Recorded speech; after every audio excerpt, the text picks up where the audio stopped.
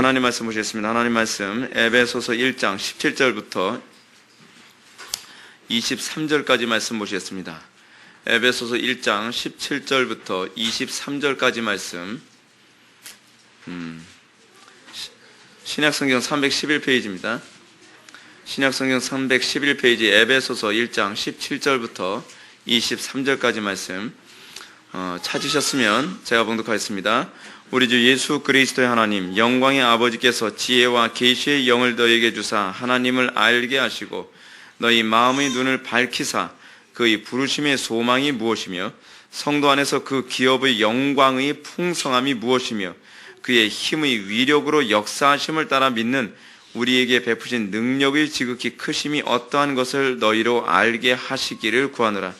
그의 능력이 그리스도 안에서 역사하사 죽은 자들 가운데서 다시 살리시고 하늘에서 자기의 오른편에 앉히사 모든 통치와 권세와 능력과 주권과 이 세상뿐 아니라 오는 세상에 일컫는 모든 이름 위에 뛰어나게 하시고 또 만물을 그 발 아래 복종하게 하시고 그를 만물 위에 교회의 머리로 삼으셨느니라. 교회는 그의 몸이니 만물 안에서 만물을 충만케 하시는 이 충만이니라. 아멘. 이 시간은 철로역정 28번째 강의가 되었습니다. 기쁨의 산이라고 하는 부분을 우리가 오늘 시간 살펴보도록 하겠습니다. 기쁨의 산, 여러분들 교재 176페이지입니다. 먼저 철로역정 본문 한번 읽어드리겠습니다. 무기 창고를 구경한 크리스찬은 하룻밤을 더 묵고 다음날 아침에 일어나 길을 떠나려고 하였다. 그러나 경건, 신중, 자비 세 처녀는 크리스찬이 다음 날까지 더 묵고 가기를 원하였다. 그러면서 그들은 크리스찬에게 만약 내일 날이 맑으면 당신에게 기쁨의 산을 보여줄 수 있습니다. 그것은 당신에게 더 큰 위로를 줄 것인데 현재는 곳보다 천국이 더 가까운 곳이기 때문입니다. 라고 말하였다. 크리스찬은 동의하고 하루를 묵었다. 아침이 되어 그들은 크리스찬을 집의 꼭대기로 데리고 갔다. 그리고 크리스찬에게 남쪽을 바라보라고 하였다. 멀리 바라보니 가장 아름다운 산과 아름다운 숲, 포도원, 모든 종류의 실과와 꽃, 샘물과 분수가 보이는데 바라만 보아도 기쁨이 넘쳤다. 크리스찬이 그곳의 이름을 묻자 세 처녀는 그곳의 이름은 임마누엘 땅이고 이곳의 언덕과 같이 순례자들이 공유할 수 있는 곳이라고 말해 주었다.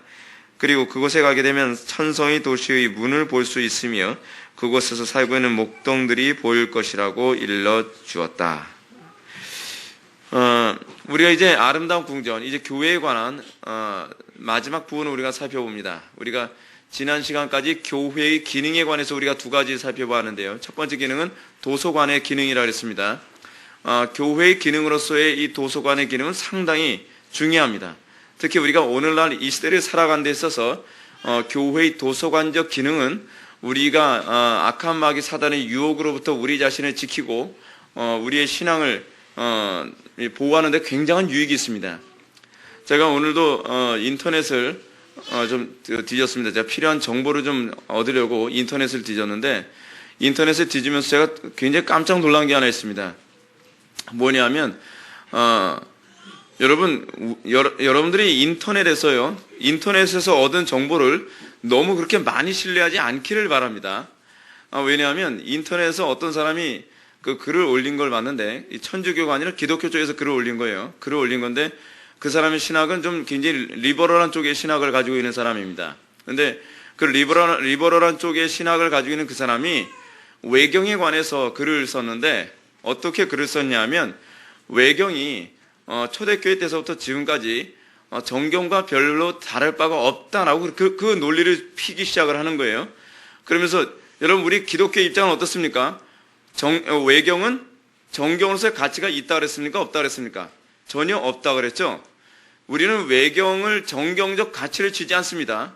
로마 가톨릭이 외경을 정경적 가치로 치고 있는 이유는 무엇이냐면 그들이 가지고 있는 그러니까 트랜스 공의회 이후에 그들이 만들어낸 수많은 잘못된 왜곡된 교리들이 있습니다. 근데 그 교리들을 그들이 나름대로 합리화시키기 위해 외경을 굉장히 많이 이용하고 있고 그래서 그들은 우리같이 66권을 가지고 있는 것이 아니라 외경을 거의 다 포함시켜서 자기들한테 신학을 자꾸 이렇게 합리화시키려고 하고 있는 가운데 있습니다. 그런데 문제는 뭐냐면 요즘에 리버럴한 신학에 영향을 받은 쪽에 그 신학을 공부한 사람들이 이 외경의 정경적 가치를 주장하는 식의 글을 올려요. 글을 쓰고 또 신학교에서 그렇게 가르치는 것 같아요, 보니까. 근데 그 사람이 쓴 글의 내용을 보게 되면 이제 조금 어려운 그 초대교회 얘기를 합시다. 초대교회에서 이제 그 2세기, 3세기로 가게 되면 유명한 교부가 있습니다. 이레니우스라고 하는 교부가 있고 그 터툴리안이라고 하는 교부가 있죠. 이 터툴리안은 어떤 사람입니까? 최초로 삼위일체라고 하는 표현을 사용했던 아주 최초의 사람입니다. 근데 이 2세기, 3세기 터툴리안 때 이미 외경을 정경처럼 사용했다라고 하는 그 얘기를 계속해요. 그러면서 그러니까 4세기 가서는 거의 외경을 정경처럼 다루기 시작했고, 그래서 이제 6세기, 7세기 올라가면서 계속적으로 이 외경을 정경처럼 인식을 했는데, 우리 기독교에서 로마 가톨릭을 이 초대교회와 떨어뜨려 놓기 위해서 이 트렌트 공의회는 AD 1545년서부터 시작해서 1963년까지 그 로마 가톨릭의 3차에 걸쳐서 그러니까 트렌트 공의회하게 되면 여러분 이렇게 이해하시면 됩니다. 트렌트 공의회는 반 프로테스탄트 공의회예요. 그러니까 이 종교 개혁을 한 기독교를 공격하기 위해서 모이는 회의가 트렌트 공의회인데, 트렌트 공의회가 1963년 얼마 안 됐죠. 그러니까 20세기에 그때까지 트렌트 공의회가 1차, 2차, 3차로 계속 진행되면서 트렌트 공의회에서 외경도 정경으로 수용하는 그런 합의를 도출해내거든요. 근데 우리 기독교에서 이 천주교가 초대교회와 분리되게 하기 위해서 너무 외경을 이런 식으로 몰아붙였다라는 식으로 얘기를 하고 있는 거예요. 그러면서 여러 가지 근거를 쭉 들이대요.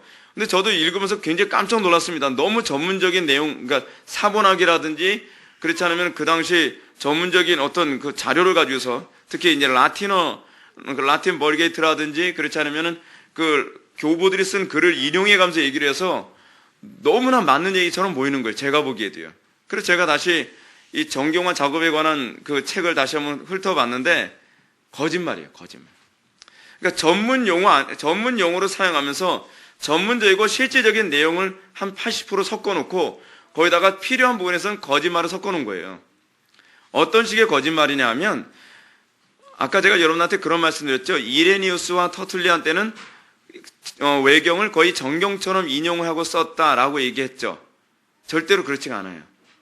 이레니우스와 터툴리안의 그 글을 다시 한번 확인해 보니까 어떤 식으로 사용했냐 하면, 주로 그 당시에 이레니우스나 터툴리안은 외경이라는 또는 외경적이라는 표현을 사용하면서 글을 인용을 했거든요. 이 글은 외경적이다 하면서 정경 이외의 것을 이렇게 인용을 해서 이렇게 글을 썼어요. 근데 그 당시에 외경적이라는 말은 거의 거짓된 문서라는 부정적인 의미로 사용되었던 표현이에요.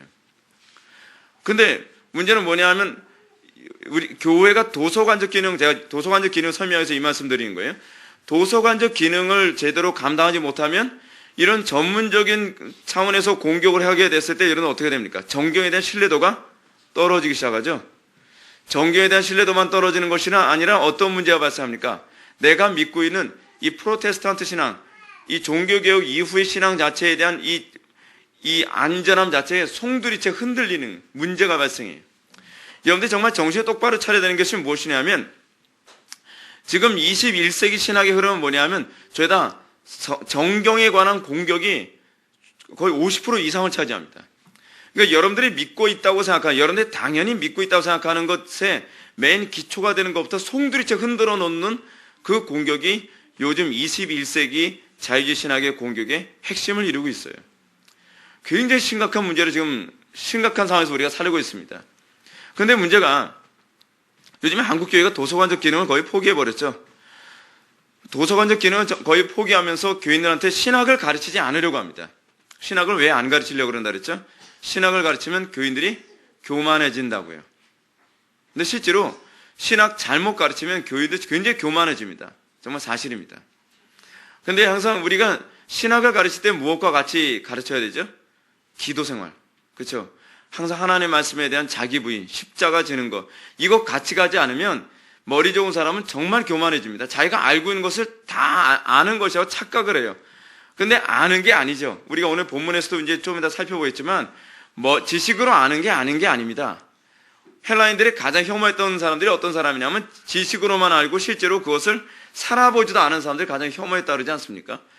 근데 우리가 그런 상황에 처하게 되면, 그러니까 소위 제가 혐오하는 교회 중에 하나는 뭐냐면 아카데믹한 교회를 전 별로 좋아하지는 않습니다. 그러니까 교회가 거의 학원 같은 분위기가 되는 거예요.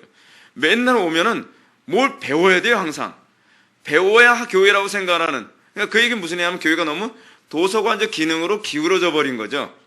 도서관적 기능으로 기울어 버리면 어떤 문제가 발생하냐면 나중에 그 지식대로 사라지지 않는 것에 대해서 그 지식 자체를 송두리째 신뢰할 수 없는 현상까지 나타나 버리고 맙니다. 그러니까 여러분들 배우는 것과 무엇이 가치가 돼요? 사는 게 가치가 돼요.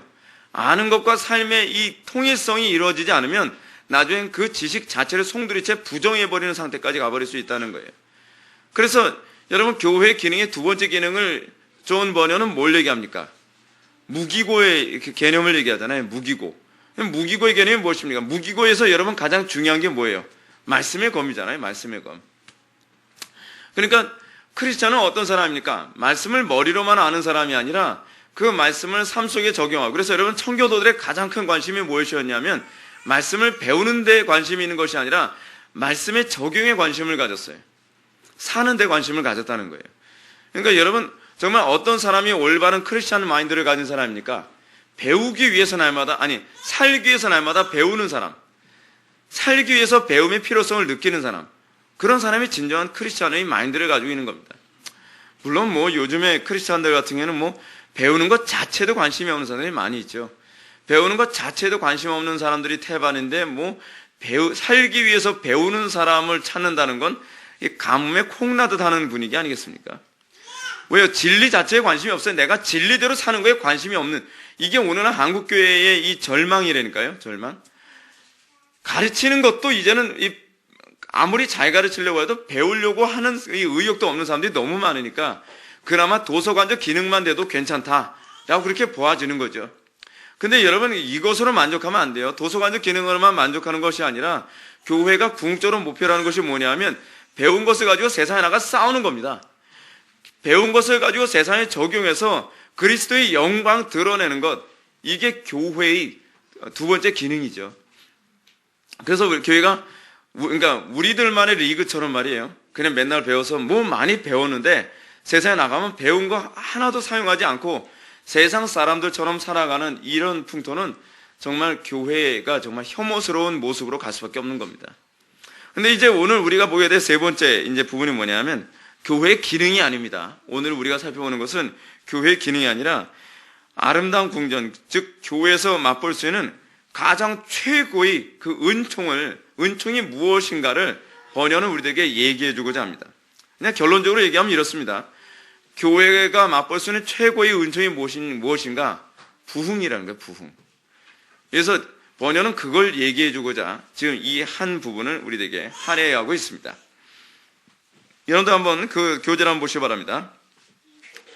무기창고를 구경한 크리스찬은 첫 번째 뭘 봤죠? 도서관을 보았고 그 두 번째 무기창고를 이제 구경했죠. 무기창고를 구경한 크리스찬은 하룻밤을 더 묵고 다음날 아침에 일어나 길을 떠나려고 했다. 그러나 경건, 신중, 자비 세 처녀는 크리스찬이 다음날까지 더 묵고 가기를 원하였다. 여러분 잘 보십시오. 경건, 신중, 자비 이 세 처녀가 하룻밤 더 묵기를 원했어요. 이게 무슨 얘기냐면 경건, 신중, 자비가 가져다주는 가장 하이라이트의 어떤 기독교 신앙의 최고의 그 은총이 있다는 것을 보여주기 원하는 것이죠. 그러면서 그들은 크리스찬에게 얘기합니다. 이 만약이라는 말을 잘 주의하십시오. 내일 날이 맑으면 당신에게 기쁨의 산을 보여줄 수 있습니다. 라고 얘기합니다. 기쁨의 산. 기쁨의 산은 뭐예요? 뭘 얘기하는 걸까요? 하나님의 나라를 얘기해요. 하나님의 나라. 근데 어떨 때 하나님의 나라를 볼 수 있어요? 만약에 날씨가 맑으면. 만약에라는 말은 뭘 의미하냐면 하나님의 주권을 얘기하는 겁니다. 여러분 날씨가 맑고 흐리고는 우리 마음대로 되지 않잖아요. 그렇죠? 그 예배당 꼭대기에 딱 올라갔는데, 그러니까 아름다운 궁전 꼭대기에 딱 올라갔는데 그날 만약에요 날씨가 흐리면 이 아름다운 궁전 꼭대기에 올라가도 뭘 못 봐요? 이 멀리 있는 기쁨의 산을 못 보는 거예요. 그렇죠? 기쁨의 산을 볼 수 있는 건 이제 소위 앞면의 사람들 표현하면 운이 좋아야 볼 수 있다는 얘기예요. 운이 좋아야. 근데 이 운이 좋아야라는 사실 우리는 기독교 신앙에서 운이란 말 또는 우연이란 말은 기독교 신앙에 통용될 수 없는 표현이죠. 공중에 나는 새 한 마리도 우연히 떨어지는 법은 없습니다. 다 하나님 주권이죠. 지금 여기서 번역은 이 문체를 통해서 아주 좀 독특하게 우리들에게 잘 제시해 주고 있습니다. 하나님의 주권이라는 거예요. 하나님의 주권. 그게 무슨 얘기냐면 기독교 신앙은요, 우리가 애쓴다고 해서 부흥이 오는 게 아니에요. 우리가 이 아름다운 궁전의 꼭대기에 올라가듯이 우리의 신앙을 정말 최선을 다해서, 그러니까 경건과 신중과 자비함을 최대한 우리가 할애하여 신앙생활을 한다고 해서 신앙의 부흥을 맛보는 건 아니죠. 그러니까 신앙은 무슨 공식처럼 말이 이렇게 하면 이렇게 딱 떨어지는 게 신앙이 아니에요. 그 주권이에요, 주권. 그래서 어때요? 여러분, 기도를 많이 하면 교회 부흥이 옵니까? 그렇지도 않아요. 그렇지도 않아요. 그렇다 해서 불경건하게 살아도 부흥이 온다는 건 아닙니다. 부흥이 오기 위해서 우리가 하도록 하나님께 요구하는 게 있죠. 우리는 경건하게 살아야 되고요. 우리는 신중해야 되고, 그리고 이 자비는 뭐예요? 사랑이죠. 이거를 우리가, 이 성경적인 사랑, 이걸 우리가 최선을 다해서 하나님의 말씀대로 살아갈 때에, 그리고 생명 걸고 하나님 앞에 부흥을 달라고 기도하고 긍휼을 구할 때에, 그런 사람에게만 만약에 라는 표현처럼 하나님의 주권적으로 하나님의 원하시는 때에 하나님의 원하시는 방식으로 하나님께서 뭘 부어주세요? 부흥을 부어주시는 거죠. 부흥을요. 이건 개인적 부흥이 일어날 수도 있고요. 또 교회적 부흥이 일어날 수도 있고 또는 국가적 부흥이 일어날 수도 있습니다. 근데 그것은 하나님의 주권이라는 거예요. 근데 여기서 뭐라 그래요? 만약 내일 날이 맑으면 이라고 얘기합니다. 날이 맑으면, 이 날이 맑으면이라고 하는 것은 뭘 의미한다고요? 부흥이 일어나면, 부흥이 궁극적으로 우리들에게 가져다 주는 것이 무엇인가? 여러분, 우리는 부흥을 우리가 뭐라고 주로 착각합니까? 이 청교도 시대 때 부흥과 우리가 생각하는 부흥의 차이가 여기 있습니다. 우리는 뭘 부흥이라고 생각해요? 사람들 많이 모이고 뭔가 으쌰으쌰 뭐가 되고 교회가 막 성장하는 것, 외적인 것을 주로 부흥이라고 생각하지 않습니까? 근데 청교도들이 보는 부흥은 그게 아니라 하나님의 지상 임재 방식인 거예요. 하나님의 나라를 지금 미리 앞당겨서 맛보는 거와 같은 거예요. 그러니까 우리가 이 부흥을 사모해야 하는 이 마음가짐이 여기서부터 출발해야 되겠죠. 그렇죠? 근데 자 보십시오. 이 부흥과 관련해서 제가 오늘 여러분들한테 말씀드리고 싶은 부분이 바로 오늘 성경 말씀입니다. 오늘 1장 17절 말씀 한번 보시기 바랍니다. 우리 주 예수 그리스도의 하나님 영광의 아버지께서 지혜와 계시의 영을 너에게 주사 하나님을 알게 하시고. 저는 이 부흥이라고 했을 때 여러분 에베소서는 주로 이제 뭐와 관련된 그 성경이라 했죠? 교회론과 관련된 성경이라 했죠. 교회론과 관련된 성경이 에베소서하고 또 어떤 성경이 있다고 그랬습니까? 골로새서. 그렇죠? 그러니까 여러분 교회론 하게 되면 머리에 딱 떠올려야 될 성경이 두 권 있어요. 뭐죠? 에베소서와 골로새서입니다. 자, 근데 여기서 에베소서는 교회론을 가장 흡족하게 잘 표현하고 있는 부분인데, 그래서 우리가 이 교회의 그러니까 사도 바울이 지금 에베소 교회에게 뭘 요구합니까? 에베소 교회를 위해서 일종의 기원을 하고 있습니다. 기도를 하듯이 기원하고 있는 거예요. 어떻게 되길 바란다고 얘기하느냐? 그러니까 이건 부흥이 일어났을 때 나타나는 현상과 거의 일치합니다. 이것입니다. 우리 주 예수 그리스도의 하나님 영광의 아버지께서 지혜와 계시의 영을 너에게 주사 하나님을 알게 하시기 원한다라고 얘기합니다. 여러분 부흥이 일어났을 때 우리에게 나타나는 것이 무엇입니까? 뭐 기분이 좋아진다든지, 그렇지만 뭐가 잘 된다든지, 사람 숫자가 많이 모인다든지, 뭔가 으쌰으쌰 하는 이런 부수적인 것이 부흥의 핵심이 아니라 뭐예요? 하나님 알게 되는 거예요. 하나님 알게 되는 것. 이게 부흥입니다.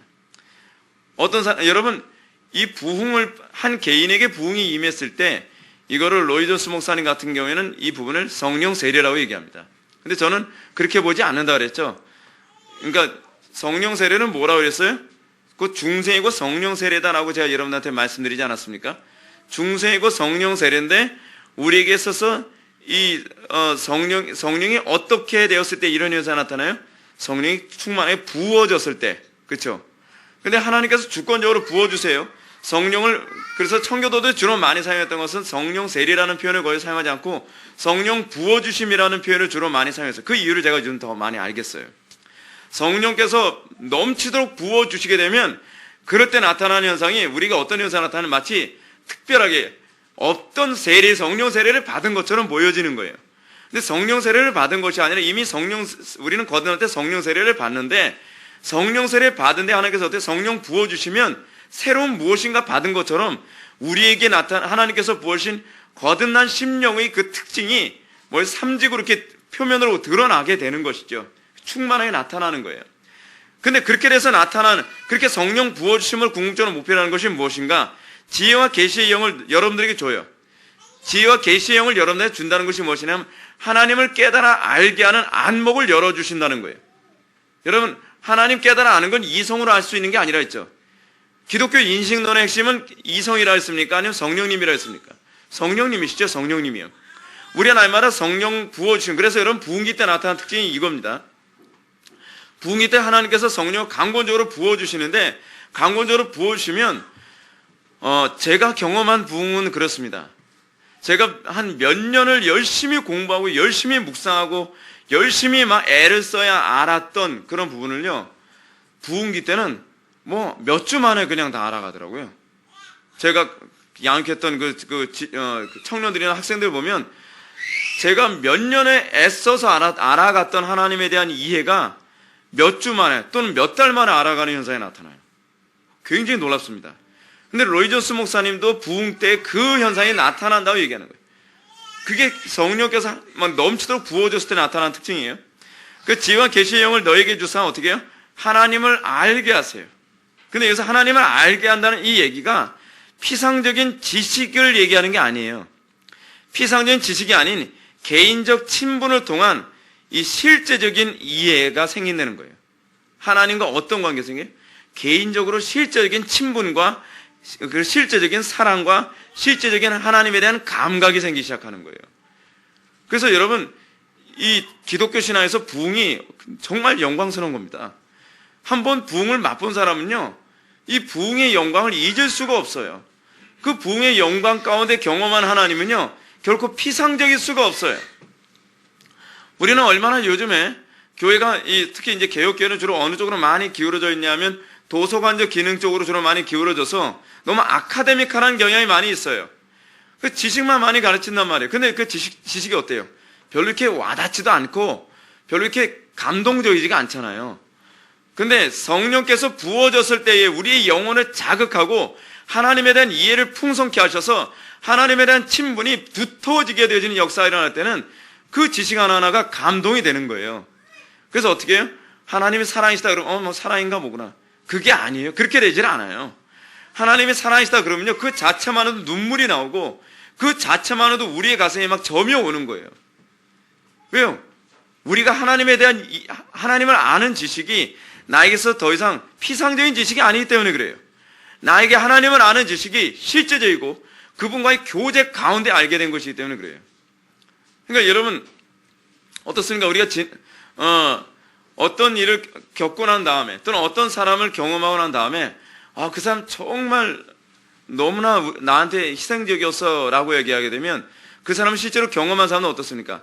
맞아 동의가 되면서 그 마음에 막 와닿는 느낌이 있잖아요. 근데 한 번도 경험해보지 않은 사람한테 이런 사람이야 그러면 어때요? 뭐 그런 사람인가 보다 하는 거 아니에요? 우리가 가지고 있는 하나님에 대한 이 피상적인 지식은요, 정말 많이 회개해야 될 부분이에요. 여러분들이 정말 하나님을 알아가기를 정말 원한다고 한다면 여러분들 지식으로 만족하면 안 돼요.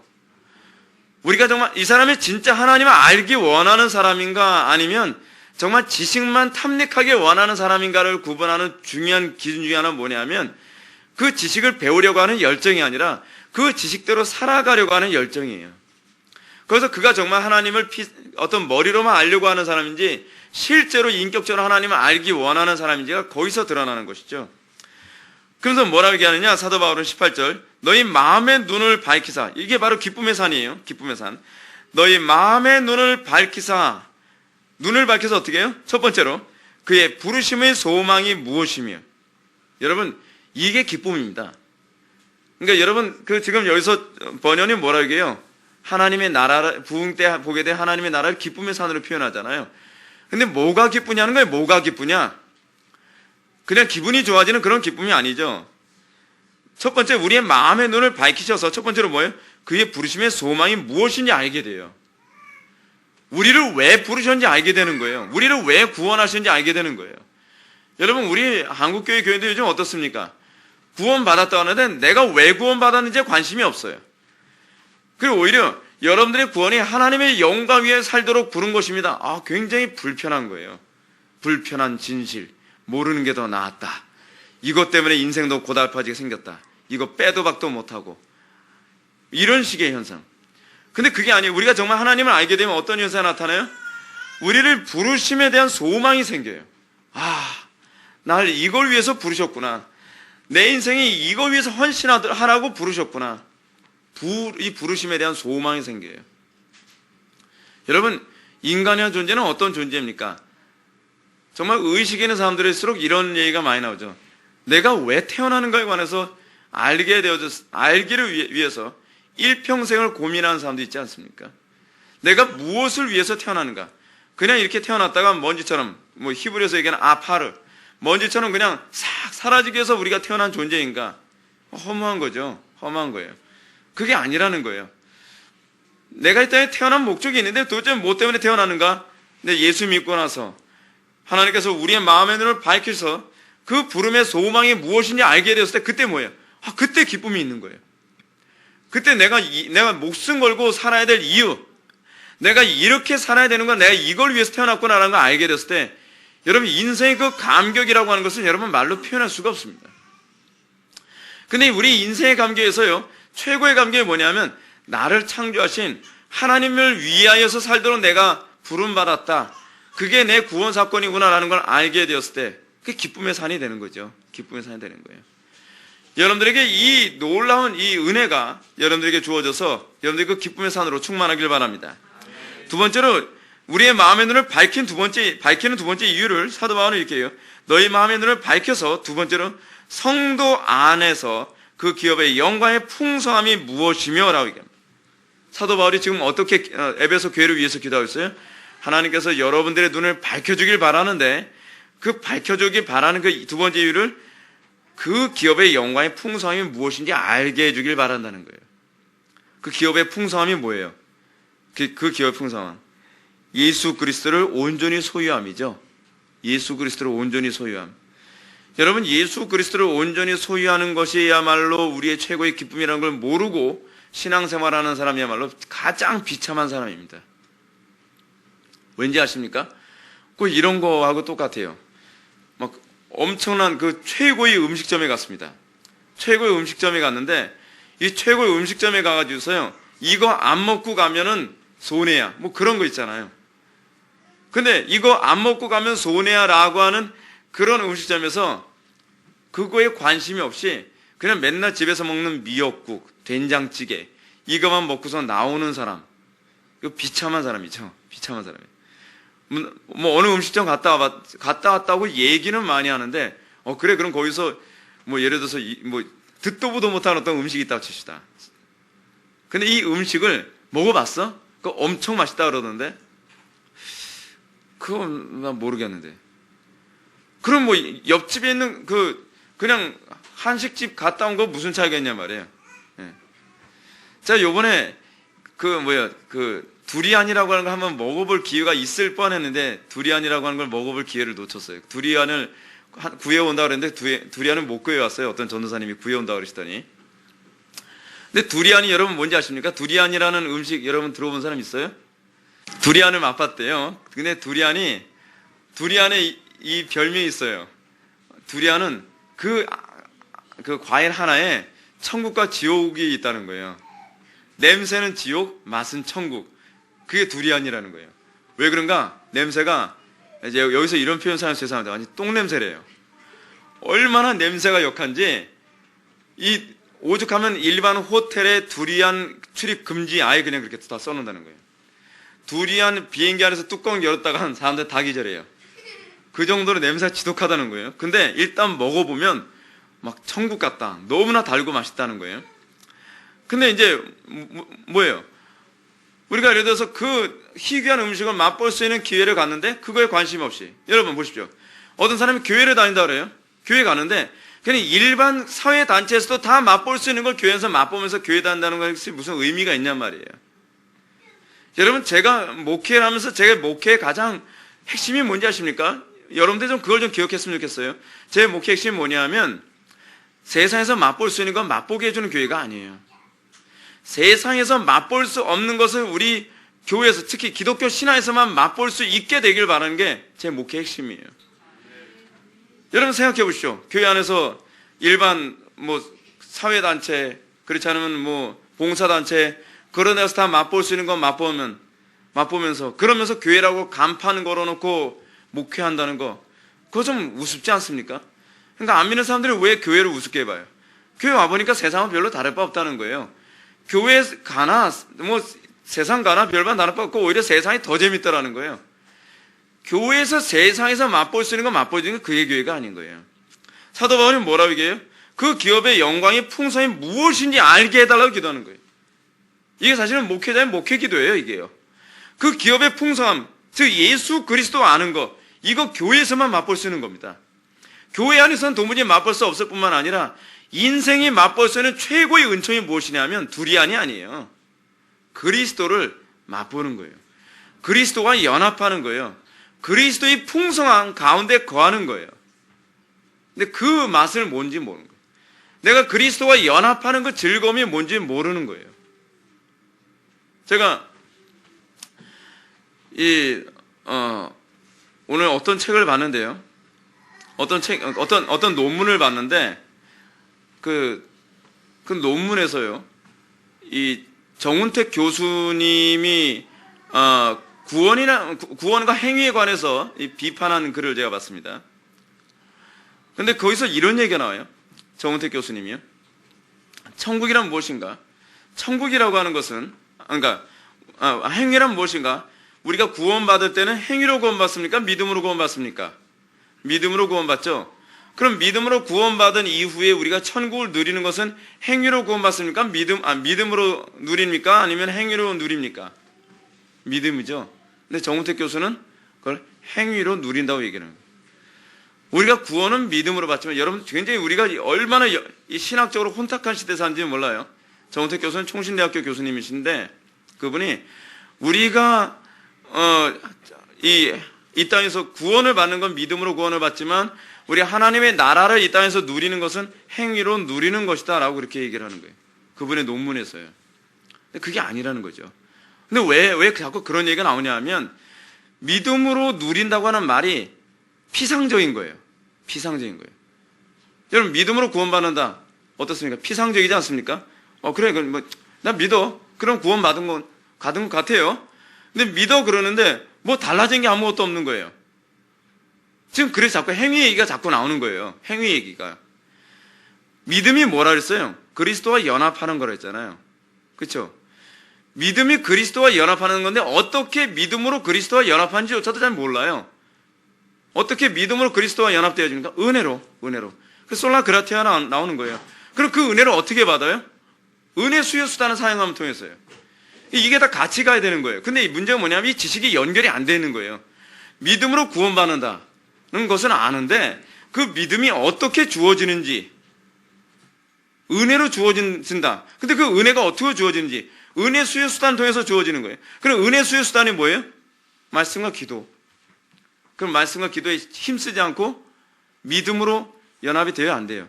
안 되는 거예요. 왜 말씀과 기도냐? 성령의 역사와 성령께서 말씀을 통해 역사하지 않으면 우리가 그리스도와 연합되지 않기 때문에 그래요. 그게 믿음이 없는 거예요. 믿음이 없는 거. 그러면 그 믿음 안에서 우리가 그리스도와 연합되었을 때 오는 그 즐거움과 그 풍요, 그걸 맛본 적이 없으니까 자꾸 정운택 교수님 같은 이런 얘기가 나오는 거예요. 믿음으로 우리가 천국에 들어가는 것이 아니라, 천국을 누리는 것이 아니라 뭐예요? 행위로 누린다는 얘기가 자꾸 나오는 거예요. 결국 칭의론을 잘못 이해해서 그래요. 칭의론. 믿음으로 의롭게 된다는 그 칭의론이 어떻게 믿음으로 의롭게 되냐를 잘 이해를 못하고 있는 거예요. 여러분 잘 기억해요. 믿음은 우리를 그리스도와 연합하게 하시는 하나님의 수단이에요.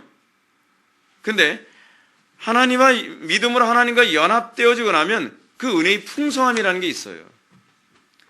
믿음이 피상화돼 버리면 그거에 대해서 여러분들 관심을 안 갖게 되는 거예요. 왜 얼마나 많은 사람들이 예수 그리스도를 믿노라 하면서도 그리스도와 연합하는 그 은혜의 부유함, 왜 그거에 관심을 안 갖는가? 믿음이 뭔지 진짜 몰라서 그런 거예요. 믿음이 몰라서요. 여러분, 제가 요즘에 점점 제가 여러분한테 그런 말씀 많이 드리죠. 성경에 나오는 용어 정리 잘 하라고요. 용어 정리 정확하게 안 하면 믿음으로 구원받는다라는 말 하면서도 여러분 딴 생각해요. 그러니까 여러분들이, 그러니까 제가 많이 느끼는 게 이거예요. 사람들이 많아서 믿음으로 구원받는 거죠, 뭐. 라고 얘기를 하는데, 여러분 이 표현에는 교리적으로 문제가 있어요, 없어요? 전혀 없어요. 전혀 없어요. 근데 문제가 뭐예요? 그 사람은 머릿속에서 딴 생각을 하고 있는 거예요. 우리하고 똑같은 생각을 하는 게 아니에요. 용어는 똑같은 용어를 사용하는데 용어에 대한 의미를 잘못 적용하고 있으니까요. 믿음으로 구원받죠. 근데 믿음으로 구원받는다는 얘기가 무슨 얘기예요? 그리스도와 연합되어 구원받는다는 얘기예요. 그리스도와 연합되어져서 여러분들이 첫 번째 누리는 그 은혜의 풍요가 뭐예요? 가장 첫 번째 예수 그리스도의 의가 우리에게 전가되는 거죠. 그게 칭의 또는 의 전가라고 하잖아요. 의가 전가되었는데 의가 전가되어지고 나면 어떤 현상이 나타난다고요? 내가 그 은혜로 구원받은 것에 대한 감사가 생기죠. 기쁨과 감격이 생기죠. 그러고 나면 나오는 게 뭐예요? 그러고 나면 나오는 게 행위인 거예요. 행위. 행위는 구원의 은총에 대한 감사의 실제적 감각에 의해서 나오는 거예요. 근데 왜 자꾸 행위로 하나님 나라에 들어간다는 얘기가 자꾸 나오냐면 구원의 은총에 대한 실제적 감각, 그 감사의 감각이 안 느껴지니까 그런 거예요. 자기는 감사하지 않은 거예요, 별로. 자기가 하나님께 죽도록 충성해야 될 만큼 하나님께 빚진 자라는 의식 별로 안 생기는 거예요. 내가 하나님께 막 왜 충성해야 되고 내가 왜 하나님의 나라와 영광의 목숨까지 바쳐야 되는지 내가 왜 그렇게까지 살아야 되는지는 이해가 안 되는 거예요. 그죠? 믿음을 피상적으로 이해하고 있어서 그래요. 그 믿음이 가져다주는 실제적인 효력을 아직 맛보지 않아서 그래요. 믿음이 가져다주는 실제적인 효력이 우리에게 주어지고 나면 그 다음서부터는요, 윤리 도덕은요, 강요에 의한 것이 아니에요. 여러분들의 경건생활도 강요에 의한 것으로 나오는 것이 아니에요. 그것은 자발적인 거예요. 다 자발적인 것. 그것이 신약교회의 특징이라고 하지 않았습니까? 신약교회의 특징이 뭐예요? 율법을 지키되 어떻게? 자원하여 기쁨으로 지키는 것이 그게 구약에서 예언된 신약교회의 특징이라고 그랬잖아요. 근데 왜 오늘날 이 시대의 신약교회라고 하는 이 시대 교회들은 자원하여 헌신하는 일이 안 생깁니까? 왜 기도해라 해야지 억지로 기도하고, 예배에 나와라 해야 억지로 나오고, 봉사해라 해야지 억지로 봉사하고, 마치 소판인데 개 끌려가듯이 왜 마지못해서 하냔 말이에요. 둘 중에 하나 틀린 거예요. 성경이 틀렸든지 여러분이 틀렸든지. 하나님의 말씀이 즐거워서 어떻게 해요? 이 마치 꿀송이 같아야 되는데 왜 하나님의 말씀이 꿀송이 같지 않냔 말이에요. 하나님 말씀 들으면서도 왜 지루해요? 그 이유가 어디 있어요? 믿음의 효력을 아직 맛볼 적이 없어서 그래요. 믿음이 피상적인 게 아니에요. 믿음이라고 하는 것은요. 믿음이라고 하는 것은 실제적인 우리에게 효력을 주시기 위한 하나님의 도구예요. 어떻게 우리에게 실제적인 효력을 주죠? 란성 교수님이 이런 얘기 하더라고요.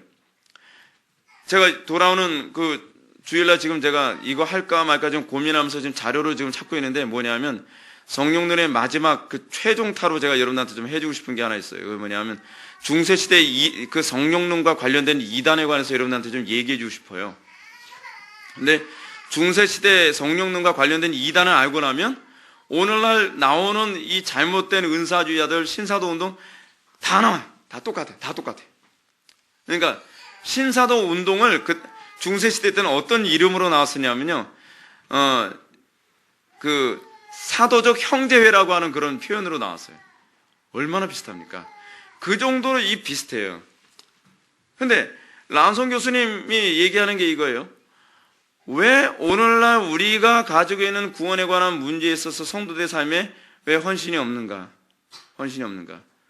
구원을 다 피상적으로 알고 있기 때문에 그렇다는 거예요. 우리가 실제적으로 우리가 믿음으로 구원 얻고 나면 어때요? 우리는 구원에 대한 감격이 하나님께 대한 헌신으로 자동적으로 이어져야 돼요. 자동적으로요. 그게 구원받은 거예요. 그게 구원받은 거. 그래서 란성 교수님이 그 얘기하는 거예요. 기독교는 어떻게? 신비적이에요. 신비주의는 아니에요. 근데 어떻게 신비적이에요? 죄에서 자유를 얻게 해요. 이거 얼마나 신비합니까? 그죠? 근데 죄에서 자유함을 믿음으로 맛보는 것이 이것이 신앙인데, 죄에서 자유함을 맛보지 않고서 이걸 자꾸 관념화시키다 보니까 어떻게 해요? 죄에서 자유롭게 되었겠지라고 해버리는 거예요. 그래서 나는 실제적으로 옛적 삶은 청산이 하나도 안 되고 옛날 그 더러운 성격 여전히 계속 유지되는데 구원은 받았다라고 자꾸 세뇌를 시키니까 구원 받았다고 하는 차원에서 내 삶에 변화가 없으면 이제 이렇게 정리가 되는 거죠.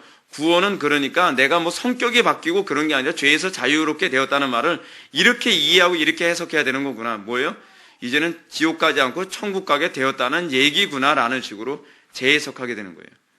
근데 문제는 뭐냐면 아직 여전히 구원받지 않고 믿음으로 구원받았다라고 착각하는 교인들도 그렇게 해석하고 싶은 충동이 생기는데 강단에서 설교자 그렇게 설교해버리는 거 많은 거예요. 왜? 자기부터도 죄로부터 자유함, 믿음으로 말미암아 죄로부터 자유함을 경험해 본 적이 없으니까 자기도 실제적으로 예수 믿고 나서 죄가 제압된다는 것이 자기도 이제 믿어지지가 않은 거예요. 믿어지지가 않는 거예요. 그러니까 어떻게 해요? 자기가 목사니까 그래도 난 구원 받았을 거라고 생각하지 않겠습니까? 명색이 목사인데.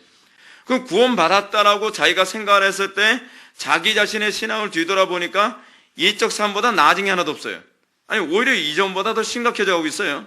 그렇다면 나는 구원받은 건 분명한 것 같은데 객관적으로 봤을 때는 아닐 수 있지만 근데 내가 구원받은 자로서 나에게 나타난 것을 보면 죄에서 자유함을 얻는다라고 하는 이 얘기는 뭐 실제적으로 내가 죄를 안 짓게 되어진다는 그런 얘기가 아니라 뭐라고 해석이 되는 거예요?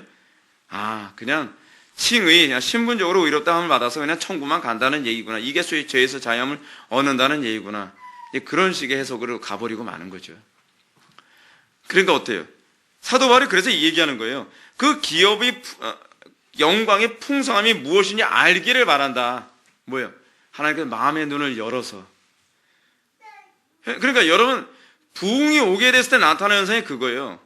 부흥이 오게 되면 하나님 나라의 기업의 그 풍성함이 무엇인지 실제적으로 알게 되는 거예요. 그 부흥이 오게 됐을 때 어떤 현상이 나타나요? 그래서 기쁨인 거예요. 죄에서 자유함을 얻는 현상이 너무나 선명하게 나타나는 거예요.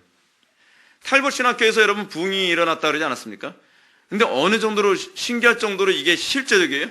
탈봇 신학교에서 먹는 게 절제가 안 되는 뚱뚱한 애가 하나 있었는데 여러분 우리나라 사람들에게 뚱뚱함과 미국 애들 중에 뚱뚱하다는 표현은 이 뚱뚱하다는 말의 액센트가 다릅니다. 그죠? 굉장히 뚱뚱한 거죠. 우리나라 애들은 어떻습니까? 걔네들이 보면 날씬하구만. 근데 왜 뚱뚱하다 그래? 그렇게 보이는 몸매인데 걔네들은 정말 뚱뚱한 거죠. 그러니까 저 같은 사람 한 3명이 같이 딱 크로스를 해야 그 사람 몸매를 딱 맞춰줄 수 있는 그런 몸매. 근데 그런 애가 전혀 몸매 관리가 안 되고 그래서 그런 애들의 그 모습이 그거잖아요. 고민해 가면서 먹잖아요. 그죠? 먹으면 안 되는데 살찌는데 그래서 계속 먹는 거예요. 근데 그런 사람이요. 탈봇 신학교에서 부흥이 일어나서 각성하고 회개하면서 어때요? 음식이 절제가 되기 시작하더라는 거 아니에요. 음식이 절제되면서 몸매가 정상 몸매로 다시 돌아오게 된다 그러잖아요. 여러분 실제 이 죄에서 자유를 얻게 하시는 이 보혈의 능력은요 실제적입니다. 그래서 기쁨이 되는 거예요. 그래서 기쁨의 산.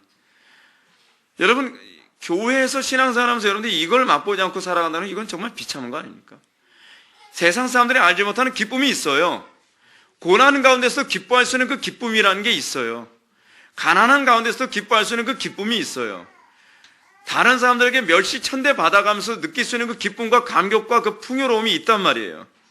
그게 기독교거든요. 그게 기독교. 근데 그걸 모르고서 나 그런 거에 관심 없어. 난 천국만 가면 그만이야. 이 땅에서 어떻게 살든 천국만 가면 되는 거 아니야? 라는 식으로 생각한다고 하는 것은 정말 비참한 사람인 거죠. 정말 비참한 사람인 거예요. 그 세 번째로 사도 바울이 너의 마음의 눈을 밝히사 하나님께 밝혀달라고 요구하는 그 세 번째 이유를 19절은 이렇게 얘기합니다. 그의 힘의 위력으로 역사하심을 따라 믿는 우리에게 베푸신 능력이 지극히 크심이 어떠한 것을 너희로 알게 하시기를 구하노라. 뭐예요? 하나님의 광대한 능력이 어떠한 것인지 너희들의 삶 속에서 날마다 체험하기 원한다는 거 아닙니까? 저는 여러분들이 예수를 믿으면서 그런 것을 날마다 누리길 바랍니다. 하나님의 힘의 능력의 광대함이 직장 생활에서, 가정 생활에서, 나의 일상의 삶 속에서 그게 날마다 누려지길 바라는 거예요. 사업을 하는 가운데서도 사업의 위기 가운데서 내가 하나님의 말씀대로 살아가는데 하나님께서 그것을 막 제압하시고 마치 큰 폭풍 가운데서도 폭풍으로 잔잔케 하시는, 여러분 이게 신앙에서의 얼마나 그 짜릿한 은혜의 한 부요함인지 아십니까?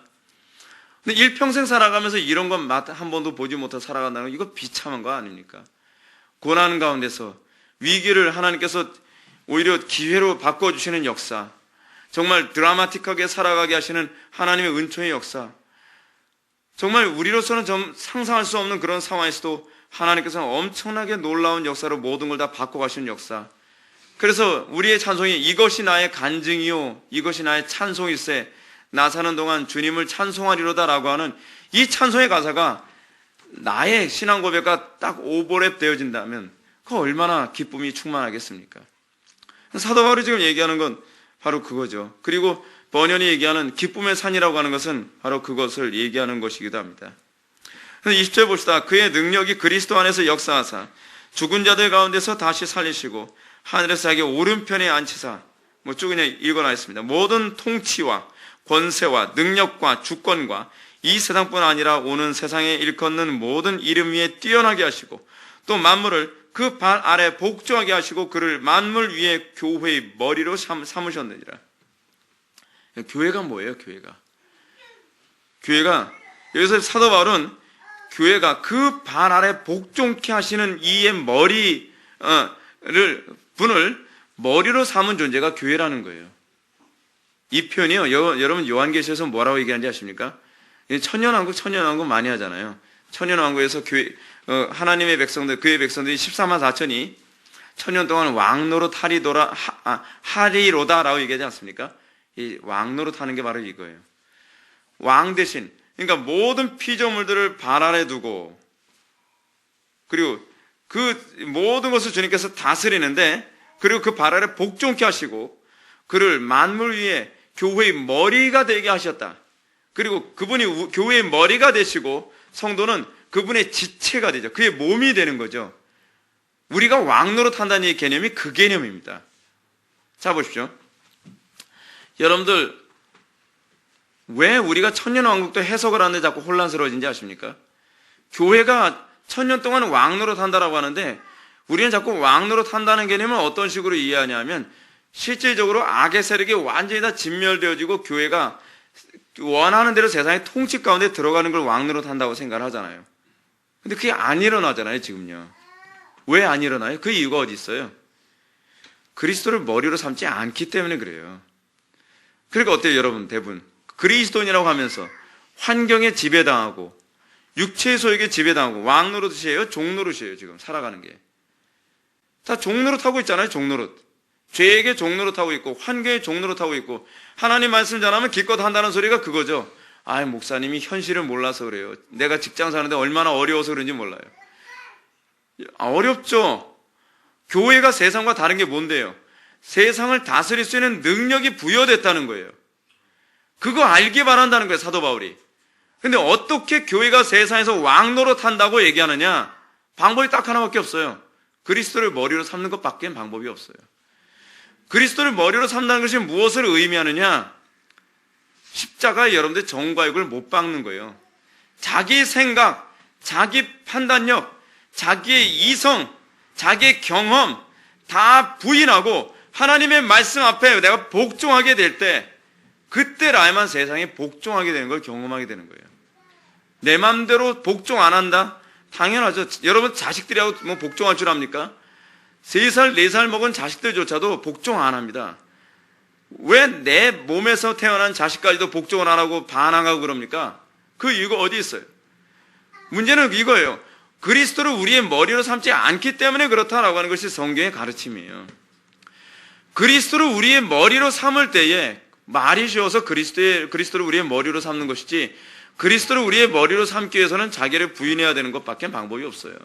믿음으로 살아가는 것밖에 방법이 없단 말이에요. 근데 믿음으로 살기 싫으니까 그러니까 세상을 정복하지 못하는 거예요. 세상을 복종시키지 못하는 것이죠. 여러분 보십시오. 믿음장. 소위 히브리서에서 믿음장이라고 했을 때 믿음장이 몇 장입니까?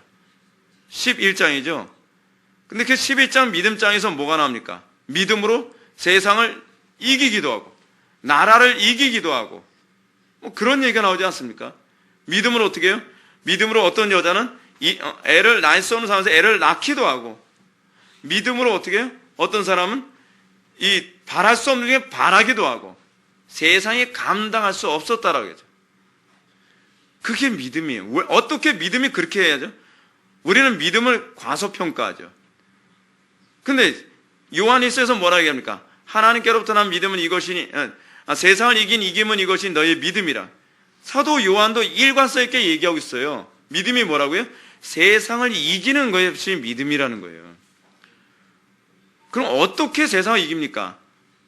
우리가 대단해서 이기는 게 아니에요. 내가 세상을 이겨서 내가 대단하지? 라고 얘기하는 건 바보예요. 우리가 대단했기 때문에 세상을 이긴 것이 아니라 믿음이라고 하는 것은 우리를 그리스도와 연합시켰기 때문인 거예요. 그래서 예수님이 뭐라고 말씀하십니까? 너희들을 기뻐하라 그러죠. 왜요? 내가 세상을 이겼기 때문이다라고 하는 거예요. 예수님이 세상을 이긴 것과 우리가 세상을 이기는 거 무슨 관련이 있다고 얘기하는 거예요? 그 믿음이 가져다주는 효력이라는 거예요. 믿음이 가져다주는 효력이 뭐예요? 우리가 믿기만 하면 그리스도의 승리에 우리가 연합되어져서 세상을 이기는 그 믿음에 우리가 연합되어진다는 거예요. 그래서 어떻게 해요? 세상은 이 사람들을 감당할 수 없었느니라. 구약시대 성도들 얘기하는 거예요, 지금. 히브리서 기자가요. 구약시대 성도들조차도 하나님의 말씀 앞에 믿음으로 반응한 사람들을 세상에 어떻게 했다고요? 감당할 수 없었다라고 얘기하잖아요. 초대교회도 세상에 감당할 수 없었죠. 종교개혁 당시에도 세상에 감당할 수 없었죠. 그게 교회의 기쁨이거든요. 기쁨의 산이라는 게 그거예요.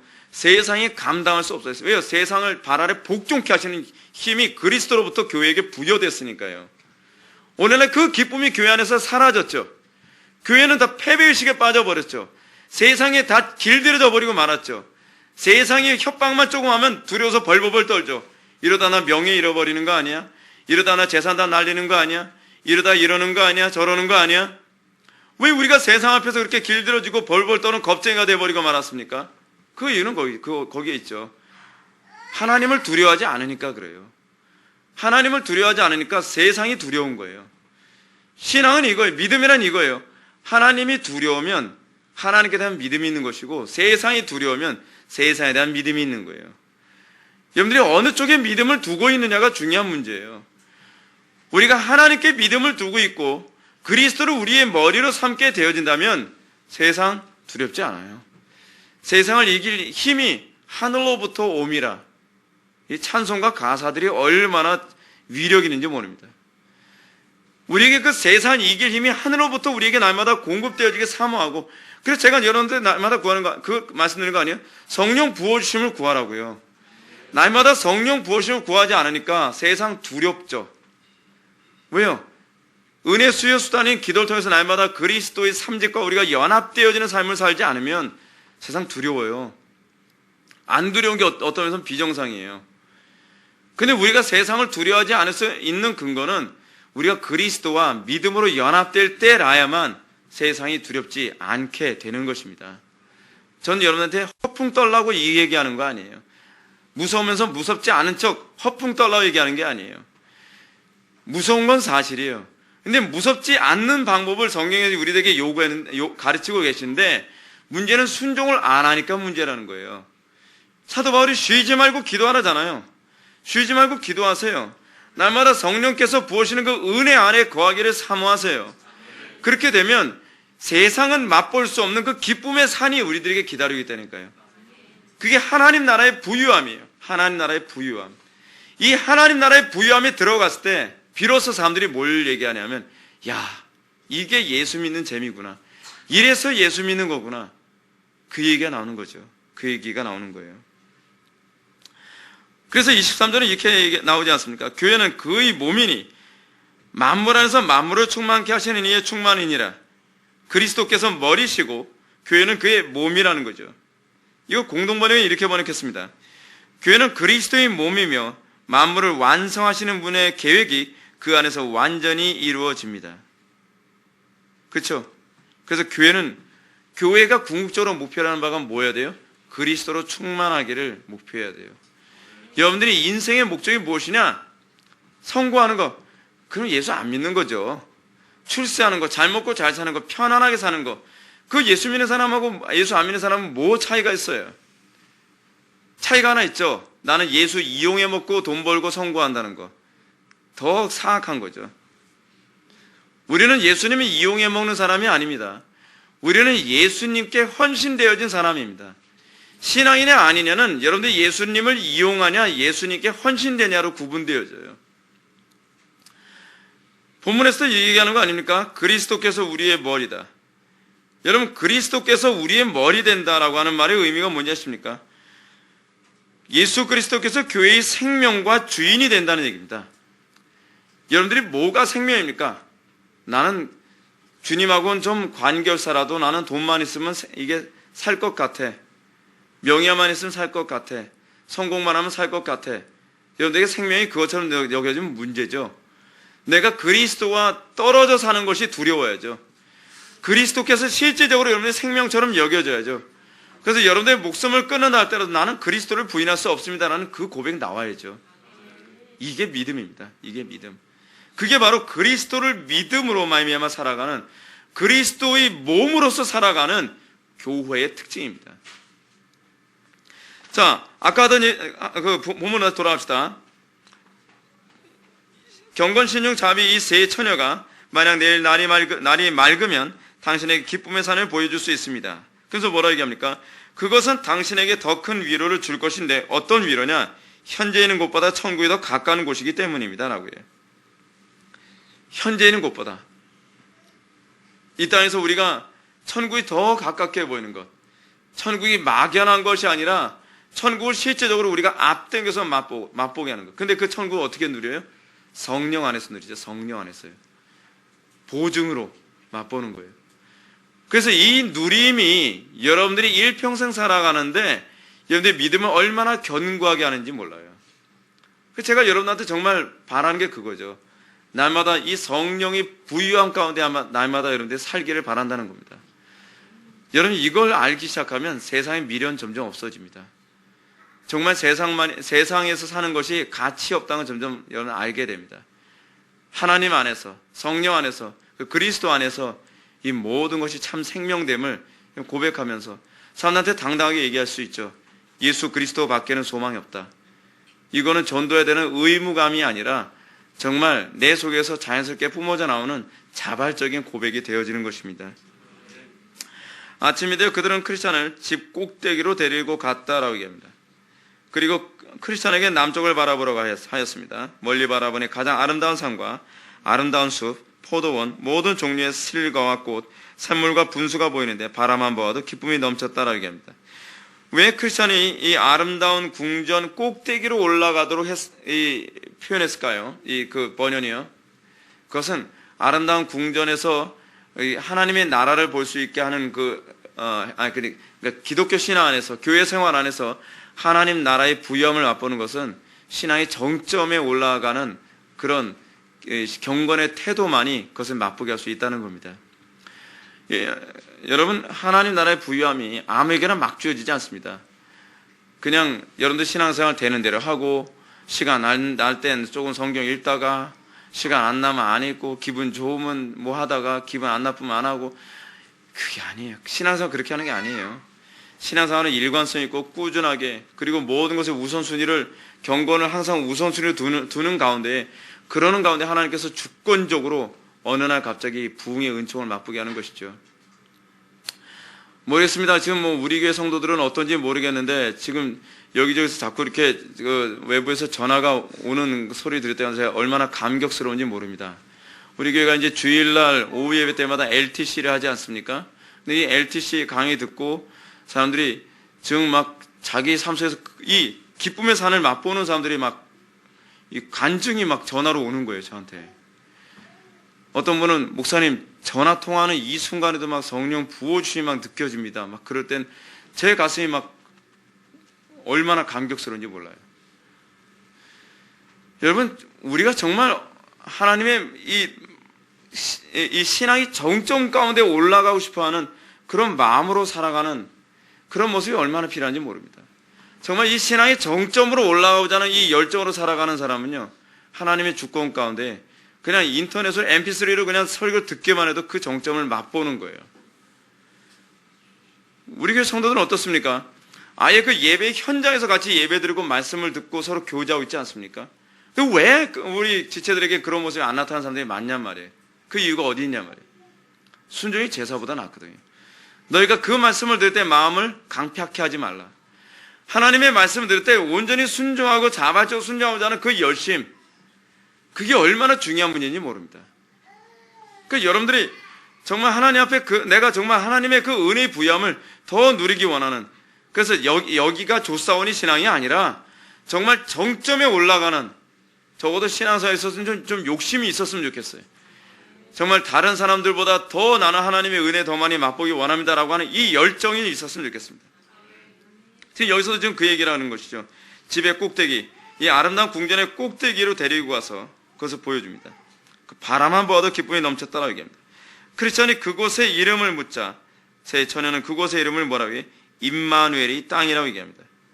임마누엘이 땅이라는 얘기가 무슨 얘기입니까? 지금 번역은 이걸 통해서 우리에게 얘기하는 게 이겁니다. 하나님, 임마누엘은 말 그죠? 하나님이 우리와 함께 하심, 그죠? 하나님과 동행하는 삶의 이 특징, 기쁨이라는 겁니다. 하나님의 임재 가운데 살아가는 것, 이것이 바로 성도가 누릴 수 있는 최고의 기쁨이라는 겁니다. 하나님의 임재 가운데 살아갈 때 우리가 이 땅에서 나그네 삶 가능하고, 하나님의 임재 가운데 살아갈 때 우리가 세상의 것 바라보지 아니하며 세상의 것이 우리의 유혹이 되지 않고 우리가 영원한 천국만 바라보면서 살아갈 수 있다는 겁니다. 요즘 점점 우리를 미혹하는, 성도들을 미혹하는 미혹이 점점 많아집니다. 거짓된 교리들로부터 시작해서 수많은 것들이 우리를 미혹하고 있습니다. 그 미혹 가운데 여러분들이 미혹에 빠지지 않을 수 있는 방법이 무엇인가? 항상 하나님의 임재를 사모하고 항상 하나님의 그 임재 가운데 살아갈 때라야만 세상의 것이 여러분들에게 미혹이 되지 않고 분별력이 있어서 옳고 그름 바로 분별하고 바른 길을 걸어갈 수 있게 됩니다. 그것이 바로 기쁨의 땅, 그것이 바로 이 임마누엘의 땅입니다. 이곳의 언덕과 같이 순례자들의 공유할 수 있는 곳이라도 말해줍니다. 그리고 그곳에 가게 되면 천성의 도시의 문을 볼 수 있으며 그곳에서 살고 있는 목동들도 볼 것이라고 알려주었습니다. 그렇습니다. 성도가 날마다 그 임마누엘의 삶을 살아갈 때 우리의 신앙의 선배들이 어떻게 살아가는지를 우리가 알게 되어집니다. 아, 그들이 이런 영광을 누리며 살았구나. 네, 정말 그걸 알게 되어지죠. 우리가 믿음으로 살아가야 되면 비로소 우리 신앙의 선배들이 이런 삶을 살았고 이 감격으로 살았던 사람들이구나. 어려움이 있어도 이렇게 그들이 어려움을 돌파할 수 있었던 것이구나. 오늘 말씀을 정리하면 제가 여러분한테 그 부분을 정말 권하고 싶습니다. 이 땅에서 우리가 예수 믿는다, 그냥 너무 여러분 예수 믿는다는 걸 피상적으로 생각하지 마십시오. 그냥 뭐 예수 믿다 이럭저럭 살다가 그냥 평범하게 이 땅에서 뭐 남들하고 뭐 다를 바 없이 돈벌이 하고 바쁘게 살고 자식 키우다가 늙어서 때 되면 죽고 그래서 천국 가는 게 이게 예수 믿는 건가 보구나, 그렇게 생각하지 마십시오. 여러분들 이 땅에서 세상 사람들이 정말 부러워할 수 있는, 세상 사람들이 그 맛볼 수 없는 그 은혜의 풍요로움을 이 땅에서 우리가 정말 누리며 살아가길 바랍니다. 그 여러분들 그거 누리는 것을 소망 두지 않는다고 한다면 그 죽은 심령입니다. 여러분들이 정말 성령으로 거듭났다고 얘기한다면 세상의 것으로 채워지지 않는 이 공허함이 느껴져야만 합니다. 그래서 여러분 우리가 왜 기도할 수밖에 없는가? 우리가 왜 더 예배에 참여하고 우리가 더 하나님 말씀을 더 사모할 수밖에 없는가? 그리고 어떻게 우리의 일평생이 그 삶을 계속 유지할 수 있는가? 세상의 것은 안 채워지기 때문에 그렇습니다. 하나님으로만 채워지기 때문에 그렇습니다. 여러분들이 하나님이 아니어서는 채워지지 않는 그 무엇인가 있다는 걸 느끼지 못한다고 한다면 그건 송장입니다. 송장. 살아있는 게 아닙니다. 여러분들이 살아있다면 기도하지 않고 살 수 없고, 여러분들이 살아있다면 은혜 받지 않고 살 수 없고, 여러분들이 살아있다면 하나님의 말씀을 날마다 여러분 추구하며 그 말씀대로 살아가는 것이 내 인생의 최고의 영광이라는 그런 느낌으로 살아가게 될 것입니다. 이 땅을 살아가면서 사단은 끊임없이 세상의 것으로 만족을 추구하려는 사람들을 요렇게 저렇게 계속적으로 미혹해서 한 사람도 남지 않고 다 넘어뜨리게 만들 것입니다. 이게 마지막 때의 특징이라고 얘기합니다. 마지막 때 여러분들이 믿음 지키고 마지막 때 여러분들이 이 미혹되지 않으려면 대충 신앙생활 하지 마십시오. 어느 때보다 지금은 그렇습니다. 정확하게 말씀대로 살아가십시오. 여러분들의 마음에 안 드는 부분이 있어도 이것이 성경에 위배된다라고 얘기하면 고치면서 살아가십시오. 제가 신앙생활 하면서 제가 목회하면서 느낀 게 뭐냐면 거의 우리 교회에서 신앙생활 하다가 넘어지는 사람들 보면 여러 가지 때문에 넘어지는 게 아니에요. 꼭 한두 개를 포기하지 않고 고집 부리다가 그 하나 때문에 넘어져서 결국 신앙에서 이탈하게 되더라고요. 여러분들 다 봤잖아요. 여러분 다 봤잖아요.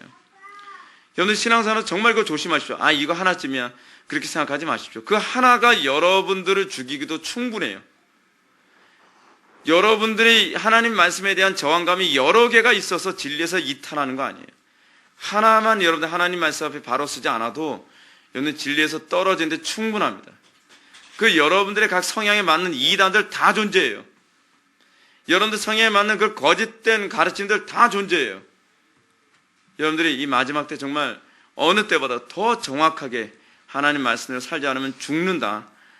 이런 각오를 가지고 이 땅에 살아가며 그 무엇보다도 그냥 마지못해서 신앙생활하는 그런 삶이 아니라 기쁨의 삶을 날마다 바라보면서 그 기쁨이 충만해서 여러분들이 이 땅의 삶이 예수 믿는 것이 무거운 멍해가 아니라 가벼운 멍해로서 자유함으로 여러분들이 누려지게 되기를 주님의 이름으로 축원합니다. 다 같이 기도하시겠습니다. 사랑이 많으신 하나님 아버지, 우리가 이 땅에서 예수 믿는 것이 정말 기쁨의 산을 날마다 바라보며 살아가는 그 은총으로 충만해지기를 진정으로 원합니다. 우리의 마음속에 주님의 말씀 앞에서 항상 안식을 누리게 하여 주시고 우리가 그 말씀 안에서 더욱더 거룩하며 더욱더 전진해 나가며 그래서 우리가 그 임마누엘을 날마다 누리며 세상 사람들이 부러워하는 그런 영광스러운 인생을 살아갈 수 있도록 은혜 베풀어 주옵소서. 예수님의 거룩하신 이름으로 기도하옵나이다.